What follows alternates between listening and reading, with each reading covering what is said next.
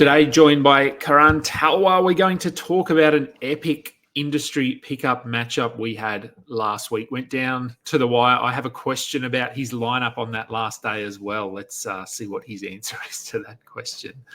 This is the industry pickup recap show. Let's go balls deep. I'm the type to get shit done. You the type to observe.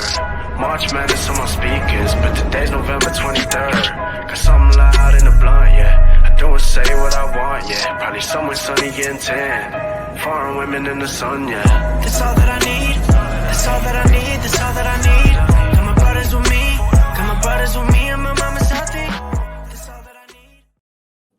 Welcome to the Balls Deep podcast, brought to you by Fantasy Basketball International. I am your host, Adam King. Find me on Twitter and Blue Sky at AdamKing91. We are on Google Podcasts, Apple Podcasts, Spotify, YouTube. Please go and find us. Please go and subscribe. Also part of the Old Man Squad, at Old Man Squad on Twitter, at Dan Bespris on Twitter. And they are also on Blue Sky. And I think it's at Old Man Squad on Blue Sky. But go and bother Dan, ask him that question. As I said, joined by Karan today. Let's bring him in to talk about our industry pickup matchup from last week, which went right down to the last day. Mate, how are you? I'm good. How are you? Yeah, good. Not quite as busy as you, I don't think. We were talking off air and life in London. It takes some adjusting too, it sounds like, in terms of the when you work and when you don't work. And it's been busy for you the last week or so. Yeah, last couple of weeks I had COVID for 10 days, so it took me out for a multiple time. And then we've had guests over. My mother-in-law is here, so we've just been hanging out with her, showing her London. Rewatching Harry Potter as well, because it's a Christmas thing to do. So we're on a second movie now. Okay. I've seen it maybe like 10 times, 12 times, read all the books, but every time I still enjoy watching it. It's just one of those things. Yep, it is. The new.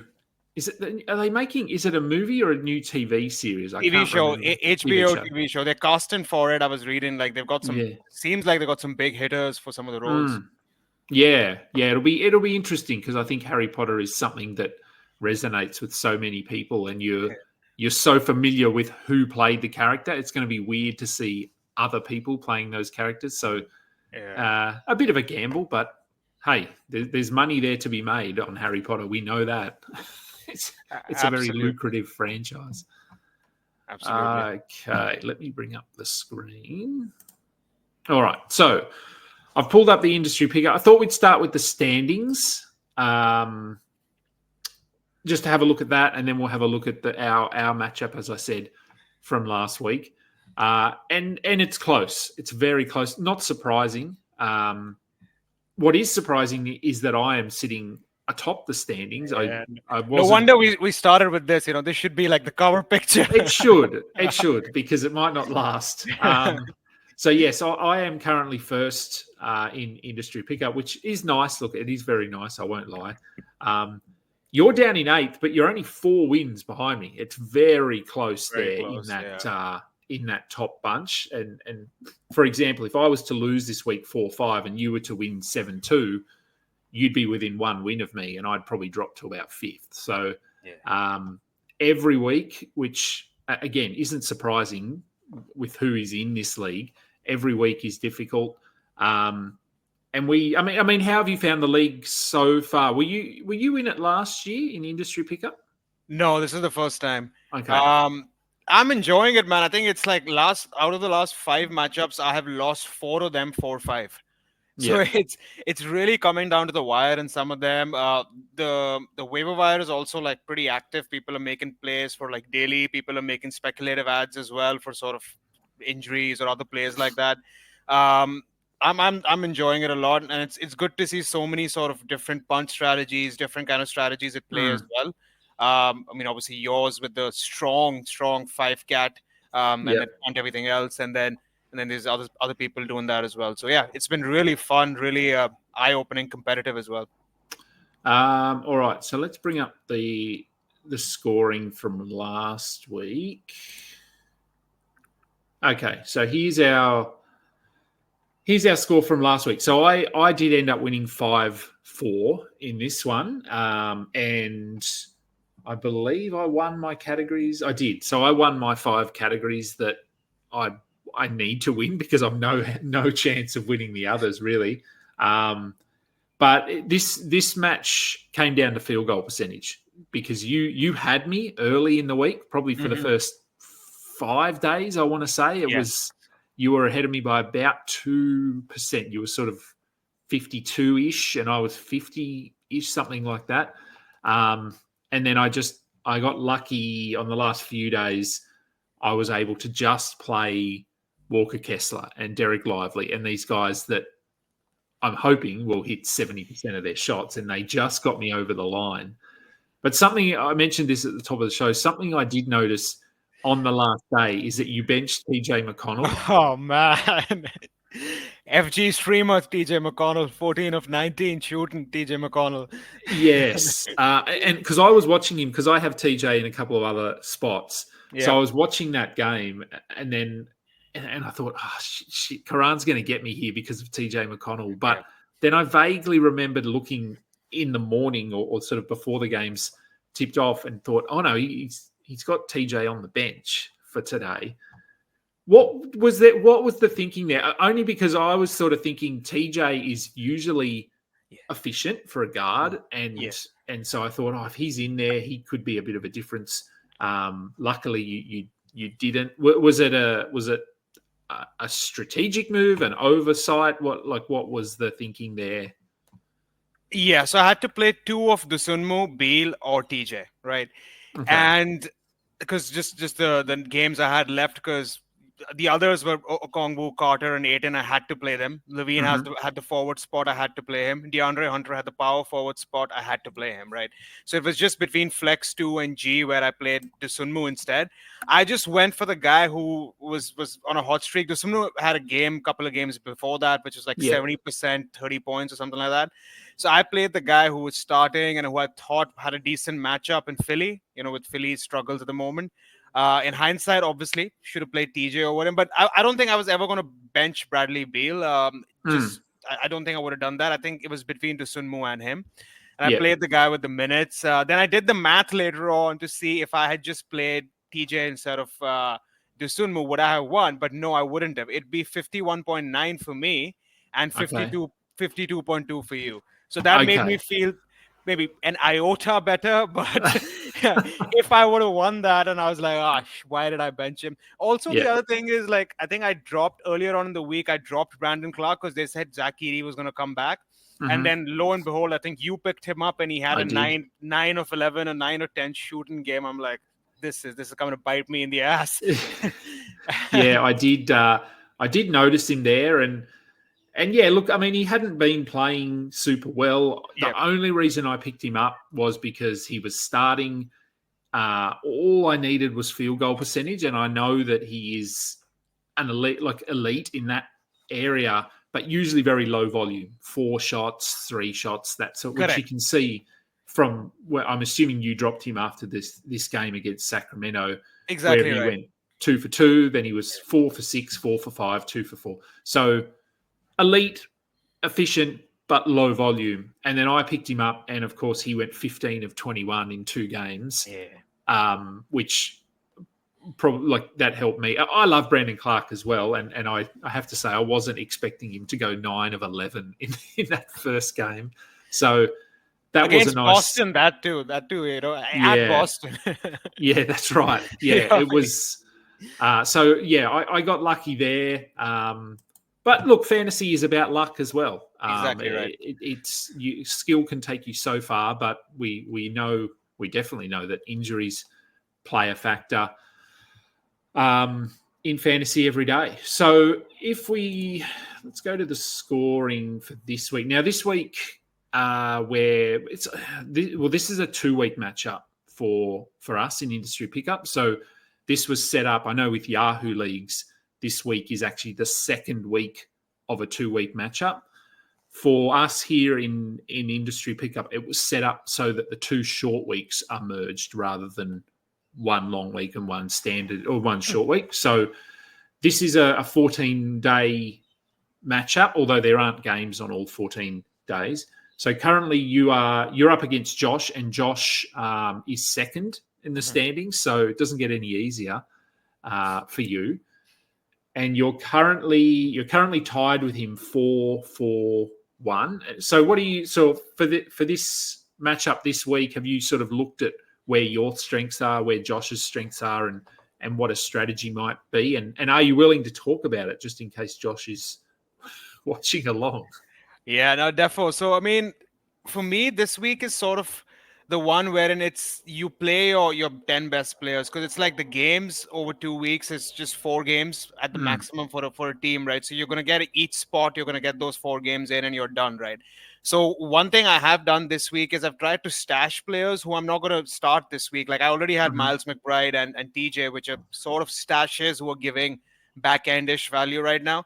Then I picked up Kelly Olynyk just as a speculative ad, seeing what happened with Scott Barnes. I don't think he's going to start or anything, but I just thought I'd pick him up. If he can carve out 25 minutes, 24 minutes, he can have a decent crack at top 100 value. So for me, I'm just going to start my 10 best players this week. And towards the end, maybe like middle of next week, then I would start to see, okay, is Josh leading in these categories? Do I have a chance to win? Like, for example, in our matchup earlier on, first few days, I thought, like, obviously, stupidly enough now, that I had a chance with you in steals. Because I had a good start in steals, and I was like, oh, listen, Adam hasn't lost steals in 7 weeks, but yeah, why not? I'll try for steals. So I picked up, like, Hayward Highsmith and stuff to try and get that category, but then I soon realized that with the people you have, it's not possible. So similar to that, I'll see the first few days, and then where we're close. Right now, there's barely been any games played. Like he's had a few guys who played because he has Jalen Brunson. I have Karl Anthony Towns who's had a game as well. So it's basically that. I want to see a few more games, few more game days, and then see where the streaming may lie. Yeah, and obviously I touched on injuries there, and looking at your roster, you have LaMelo Ball, Cam Thomas, Zion. So you've got 3 of your at least starters who are not playing at the moment. And look, it is. I think if we wanted to extrapolate that, what you mentioned there about not many games have been played this week, which that's pretty obvious. I think for anyone in any league this week, I wouldn't overreact to a scoreline after 3. This is day 3 of the week. So after the first couple of days, because as you said, I know in my matchup I'm up against Alex Burns this week, I think, and he's leading me at the moment. He's up 5-2-2, but each of us have had 3 players, so I'm not bothered at all. And I mean, if you look at today, I have 4 players. He has none. So I'm going to go ahead in a couple of those categories that I'm losing. Precious Achiuwa is someone I picked up. Obviously, I don't know how he's going to go today, but maybe I need Towns to get an injury or something. I can't say that, can I? No, I shouldn't say that. So, yeah, I think anyone playing fantasy this week, I wouldn't be too bothered at this point by the scoreline or anything like that, because it's such a small sample size that it's just not worth it. So, I mean, any other thoughts on industry pickup? I mean, we're in the auction bracket or the auction division or whatever we want to call it. There's 3 divisions, I'm pretty sure, isn't there? There's a auction redraft, a snake redraft, and a roto, I believe. Roto, yep, correct. Yeah. What were you? Was there a reason you went with the auction one? Did you pick that over the others for any specific reason, or? Yeah, for me it was because it's really hard to find a good auction with people, right? Because that's a draft, at least for me and the people I play with. It's hard to do that. And then also I feel like with Snake, obviously all of our strategies are different in Snake as well, but there's a certain way in which it's easy, not easy, but it's easier to predict what people are going to do in a Snake draft versus what they're going to do in an auction draft, right? Like if someone's available in the 60s, you have a good idea that they're probably either going to go early 60s, late 60s, but that's it, right? That's their range. Whereas in auction, it's just, as we know, anything can happen. And with people in our group, some of the people, obviously like yourself and a few others, have had an auction experience for a while, and there's others in this group as well, I think, who probably have only done 1 or 2 auctions, like Mitch and myself. this is like our second auction league, right? Yeah. So that's why I wanted to choose it. I was like, okay, this is going to be more interesting, more sort of fun for me than a regular snake. And I think next year also, I mean, anything could change, but next year also, if we do this, like I'd probably still want to do auction, because just because the fun element of how it goes when Josh nominated Dalton Connect and all the hoo-ha happened there, like that kind of stuff. It's just fun for me. Yeah. So before I let you go, this is something that I do. I do this before every matchup every week, is to have a look at the season stats and have a look at where I compare to my opponent. So where are my strengths? Where are my weaknesses? And that gives me a bit of an idea. I mean, for me, it's pretty obvious because I punt so hard that I really want to be ahead in the 5 categories. But a good... so actually, let me just go back to the standings. So this is an example of why punting doesn't always work or why it can be hard. So I'm first in the standings, and I'm up against Alex Burns this week, and he is 11th with 24 wins. So if you look at that, and for most people, you look at that and go, this should be a pretty comfortable win for me, just based on where I am, where he is. But if I go to, because I did this and I was surprised, if I go to the season standings and have a look at, now my 5 categories that I'm strong in are field goal percentage, rebounds, blocks, steals, and turnovers. They're the 5 that I really lent into. Field goal percentage, I'm first. He's second, and it's close. It's 51.7, 51.5. Rebounds, he's first. I'm second. So he beats me in rebounds. Steals, I'm first. So I win steals, and you can see he's last in steals. Blocks, I'm first. And he's sort of mid-table. And then and turnovers, I win. So field goal percentage and rebounds this week are going to be very, very close. And if I lose those, I'm stuffed because I'm so bad in assists and threes that I can't win. So for me, going into this week, I've had a look and I've gone, okay, steals, I'm well ahead of him. So I don't really need to focus on steals this week.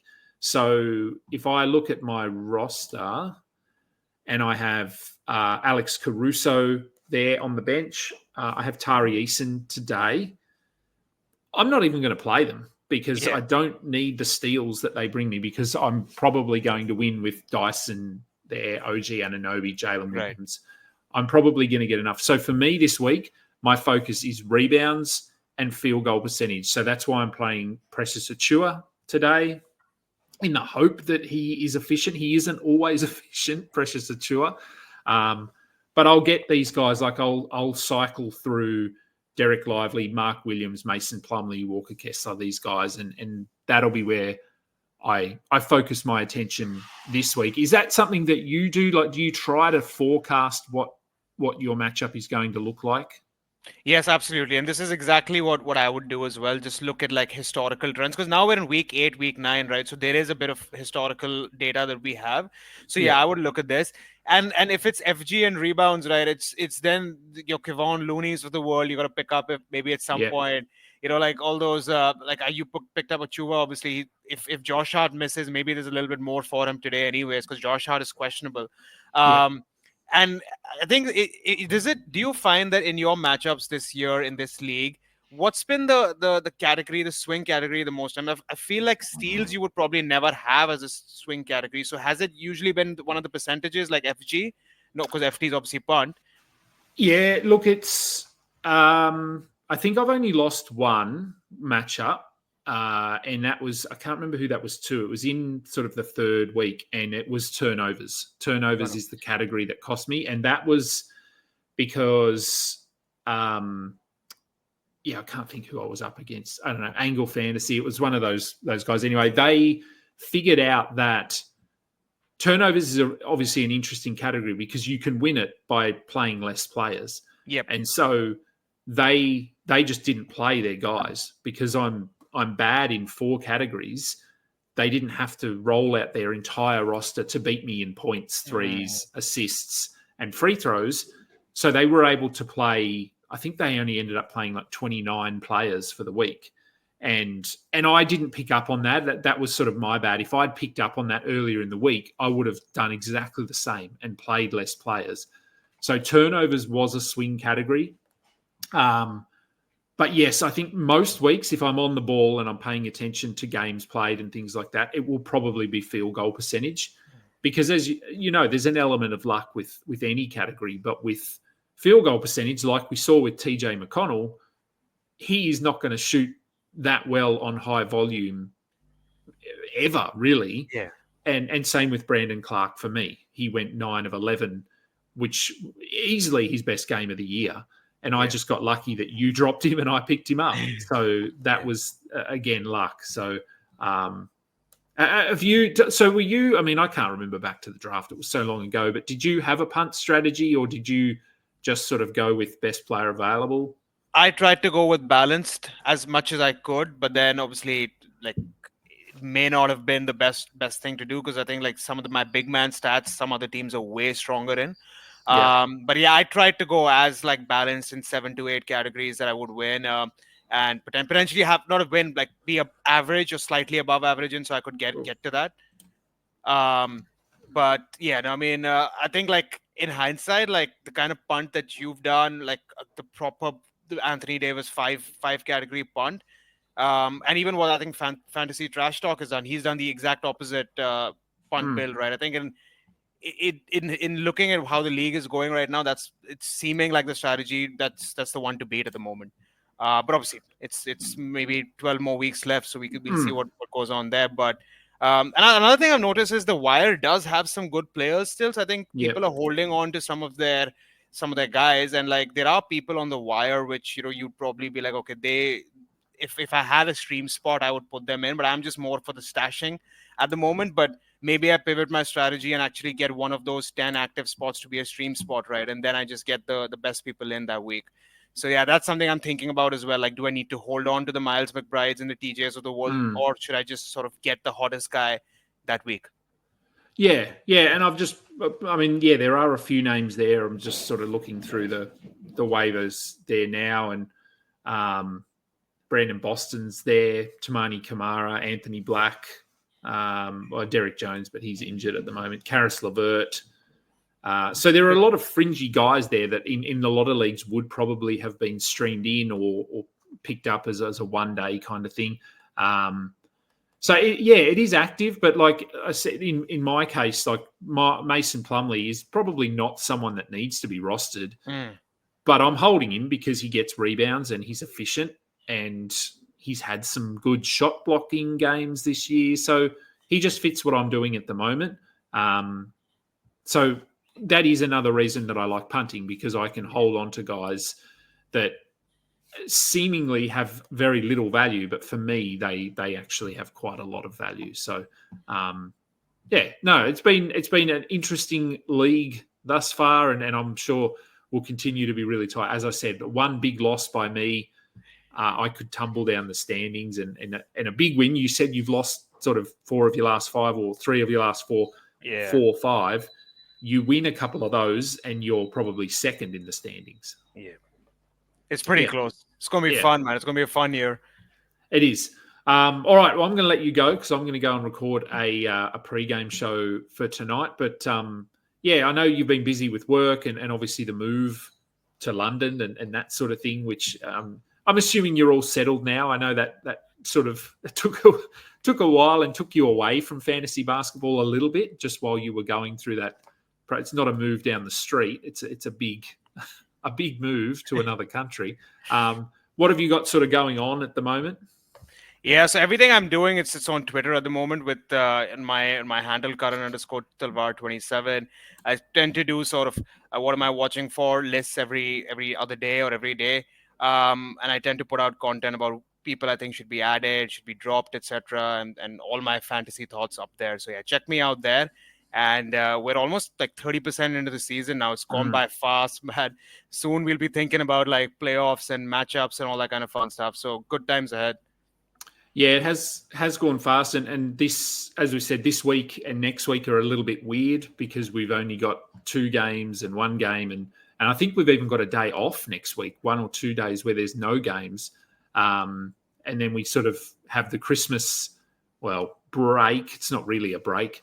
And then it ramps up in January and free agency and all that sort of stuff. So there's going to be a lot happening, trades. I hope there's trades and stuff, real trades.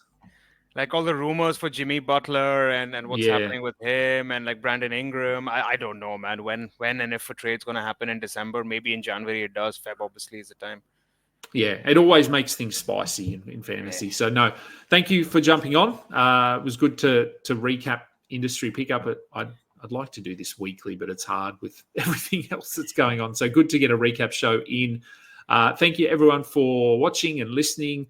And as I said, go and find us, go and subscribe, all of that sort of stuff. I'm Adam King. Here's Karan Talwar. This has been an industry pickup recap show. Until next time, catch up.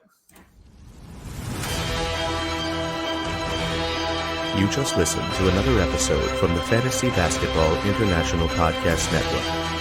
Thanks for joining us. And for more information about joining our community, please check out our website at fbibasketball.com.